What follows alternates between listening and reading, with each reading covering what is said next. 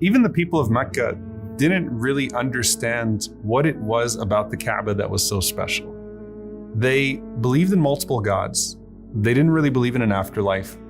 They didn't know what was protecting the Kaaba, but they knew something was protecting the Kaaba because many of them had witnessed Aam al-Fil. They witnessed the year that Abraha and his army had been destroyed trying to attack the Kaaba. And so there was this general respect for the Kaaba, even by the polytheists.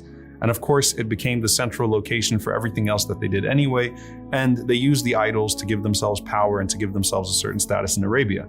However, 5 years before the Prophet ﷺ receives prophethood, so he was 35 years old, there was this flood that came to Mecca and it really damaged the Kaaba. There's also a narration about a woman that wanted to put some incense on the Kaaba and she ended up burning a part of it. So the Kaaba was damaged, the structure was damaged, and they knew they had to reconstruct it. But knowing what happened to Abraha's army, they were afraid of how they would go about that. So they're trying to decide, do we take a part of it and fix it? Do we remove the bricks altogether and then rebuild it? How are we supposed to rebuild the Kaaba?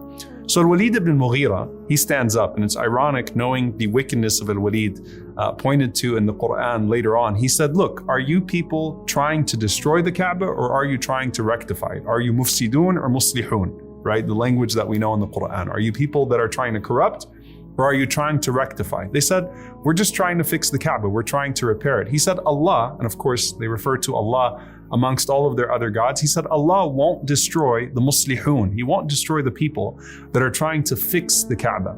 So he takes an axe himself and he starts to repair the Kaaba. He starts to do away with some of the bricks of the Kaaba.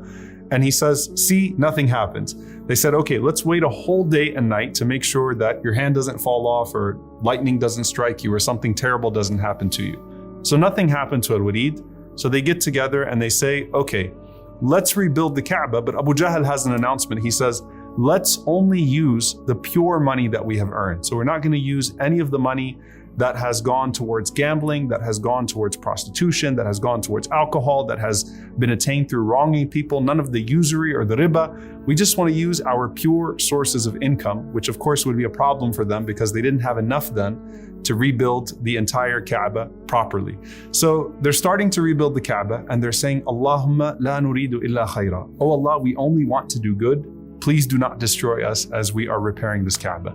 And as they rebuilt the Kaaba, the Prophet ﷺ told Aisha radiallahu ta'ala anha years later that your people rebuilt the Kaaba wrong. It used to be a rectangle shape when Ibrahim alayhi salam built it, and the door was to the ground so that people could go in the Kaaba and come out.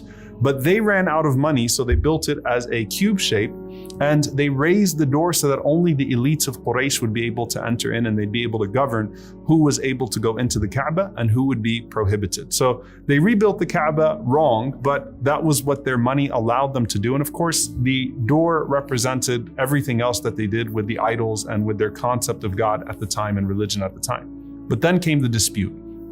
Who's going to put Al-Hajar al-Aswad, the black stone, in its place? Because all of these things that were retained after Ibrahim alayhi salam, they maintained some of the status of those things, and it was understood Al-Hajar al-Aswad, the black stone, was special. They didn't know what was special about it, but it was special. And whichever tribe was going to take the black stone and put it back was going to have a status that would be unrivaled from that point onwards.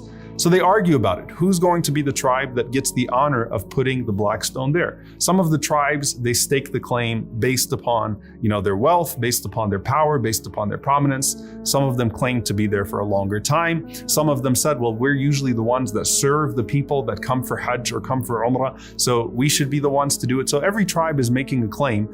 And it got so intense that by the time a week passed, they were about to fight each other in the haram. So these tribes were actually now getting their weapons prepared and they were about to turn on each other. Then at that point, a man by the name of Abu Umayyah al-Makhzumi stands up. And this would be the future father-in-law of the Prophet ﷺ. Even though he wouldn't live to see his daughter marry the Prophet ﷺ, this would be the future father-in-law of the Prophet ﷺ. So who is he? Well, I'll give you a clue. He's the father of a woman who helped the Prophet ﷺ in a similar predicament during Hudaybiyah. And that is Salama radiallahu ta'ala anha, who would famously advise the Prophet ﷺ on what to do when they were unable to move forward for Umrah in Hudaybiyah. So this is Abu Umayyah al-Makhzumi. He's also a very wise man, clearly, and you can see that Salama radiallahu anha inherited some of that from him. He says, listen, we're not going to solve this amongst ourselves. All the tribes are going to make their claims, but let's agree that the first person to walk through that gate of Bani Shayba, which is known as Bab as-Salam, whoever comes through that gate, we're going to give them the ability, give them the choice to put the black stone as they see fit. وَرَضَوْا بِحُكْمِهِ, and everyone be pleased with his judgment. So they said, okay, fine, that makes sense. So let's keep it random. So they sat down and they're staring at that gate to see who's going to come through. And Muhammad sallallahu alaihi wasallam walks through that gate. He was not a rich man, he was not a powerful man, but Al-Aamin, Radina. They said, he is the trustworthy one. We're pleased. He is the trustworthy one. We're pleased. They knew the character of the Prophet ﷺ, and so they were happy that the Prophet ﷺ was going to be the one to carry out that task. Now, the Prophet ﷺ could have made a claim at that point for Banu Hashim. And Banu Hashim had their status in society already and were known for their generosity. He could have said, all right, Banu Hashim, let's do it. And every other tribe, too bad, you agreed to the condition. But instead, the Prophet ﷺ, in the spirit that would come in Islam as well, he says, give me a thobe and put it on the ground, a cloth and put it on the ground. And let's place the black stone in the middle of that cloth. And then the Prophet ﷺ called for every tribal head to come and to grab one side of the cloth. So all of the tribes came together, they picked up the black stone in that cloth, and the Prophet ﷺ said, follow me to the Kaaba. They went to the Kaaba. Rasulullah ﷺ, he picked it up and he put it in his place. And the Prophet ﷺ did not know at that point that this was the stone from Al-Jannah, the stone from paradise. SubhanAllah, all those narrations would come later. But he saved them, sallallahu alaihi wasallam, from bloodshed. He saved them from taking that time, which was supposed to be a unifying moment in Mecca, and turning into a divisive moment. And the Prophet ﷺ also once again solidified his reputation in society as a man, not just of high moral character, but a man who always wanted good for the entirety of Mecca, not just his people. Now after that, the Prophet ﷺ, he didn't used to do ibadah around the Kaaba. He didn't used to worship around the Kaaba. As we said, he really didn't care for the festivals or the obscenities. He did take part, sallallahu alaihi wasallam, in rebuilding the Kaaba because that was a good thing to do. Just like Hilf al-Fudul, the pledge where all of the tribes would agree upon something noble. The Prophet sallallahu alaihi wasallam goes to the Kaaba for that. But in rebuilding the Kaaba, there's an incident there as well where Allah subhanahu wa ta'ala protects the Prophet sallallahu alaihi wasallam from something that is not befitting of the Prophet. Rasulullah ﷺ would put the stones on his back as he was walking to the Kaaba because he did not want to partake in what the others would do, which was to take their bottom cloth and lift it up and hold the stones, thereby exposing their private parts. So the Prophet ﷺ, out of his modesty, did not want to expose his private parts, which was common at the time. And as the Prophet ﷺ is carrying the stones on his back, Al-Abbas radiallahu anhu says to him, oh my nephew, why don't you do what everybody else is doing? Just lift up your izar, lift up your bottom garment, put the stones there, and it'll protect you from the heat. Just as the Prophet ﷺ gave into that and he started to do that, Allah subhanahu wa ta'ala caused the Prophet ﷺ to fall unconscious. And Allah protected the Prophet ﷺ from ever exposing his awrah, ever exposing his private parts again, which was a common practice of the people of Mecca. Now what about after that? When the Prophet ﷺ receives revelation and the people of Mecca are carrying on with their Hajj. Yes, they had a Hajj, but it wasn't like our Hajj. They had all types of practices, all types of ways of enforcing tribal superiority, all types of innovations, but still, Rasulullah ﷺ has received revelation at the age of 40, and he knows that the Kaaba is the house that was built by Ibrahim alayhi salam to revive the message of Tawheed, of which he would be the reviver of that monotheism, and he's witnessing this on an annual basis. So would the Prophet ﷺ take part in the Hajj? There's a narration from Jubayr bin Mut'im radiallahu ta'ala anhu, who took a long time to become Muslim. He says that in the days of ignorance, he says, أَضْلَلْتُ بَعِيرًا لِي. He said, I lost one of my camels one time. فَذَهَبْتُ أَطْلُبُهُ يَوْمَ عَرَفَةٍ. So I went looking for that camel on the day of Arafah. فَرَأَيْتُ النَّبِيَّ صَلَّى اللَّهُ عَلَيْهِ وَسَلَّمَ وَاقِفًا فِي عَرَفَةٍ. So I saw the Prophet ﷺ standing in Arafah. And Quraysh would not go to Arafah. They used to send the poor people towards Arafah and they stayed within the Haram. So he was confused why the Prophet ﷺ was standing in Arafah. And he knew the insistence of their ways. So he said, I thought to myself, Ma sha'nuhu ha huna? What is he doing over here? But I didn't ask him anything at that point.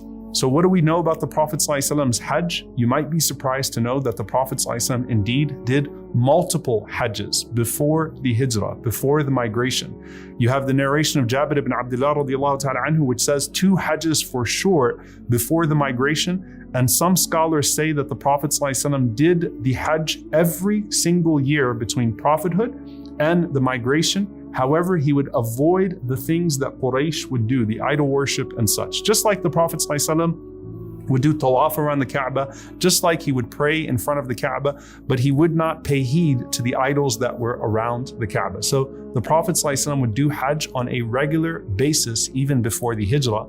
And it was in fact in those last few years in Mecca where one of the most defining incidents of the seerah would happen during the days of Hajj.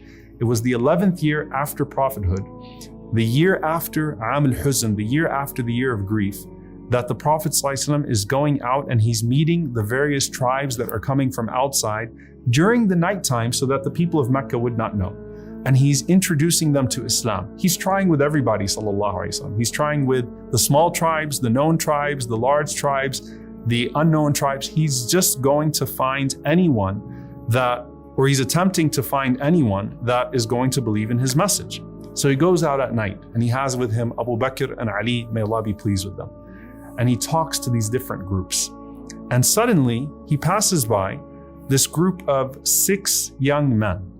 And these 6 young men are there in Mina, and they heard the Prophet ﷺ talking to some of the more known tribes.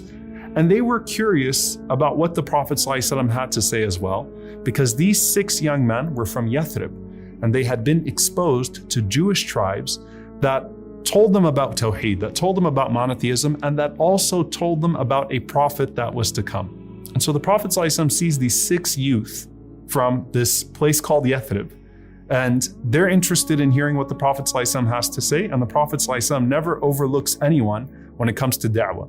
So the Prophet ﷺ says to them, are you the allies of the Jews? And they say yes. He says, well, why don't you sit with me and listen to what I have to say? So there they are in Mina on the 11th day of the Hijjah, in the 11th year after prophethood.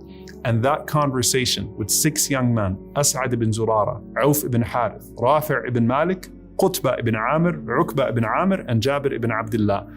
That conversation with those 6 young men was going to change the entire course of history as we have it. The Prophet ﷺ presents Islam to them, and these 6 young men, they say, what you're saying makes sense, and the Jews have already told us about a prophet that is to come.